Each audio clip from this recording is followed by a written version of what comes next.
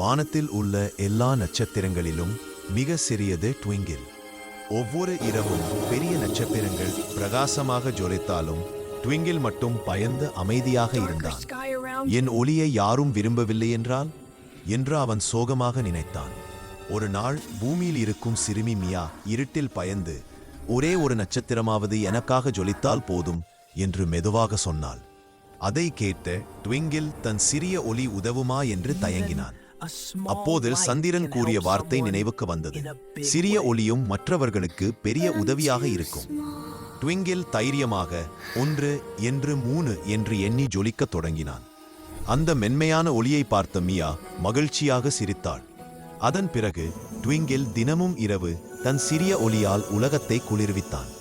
கதையின் நன்னெறி: சிறிதாக இருந்தாலும் தைரியமாக முயன்றால் பெரிய மாற்றம் செய்ய முடியும்.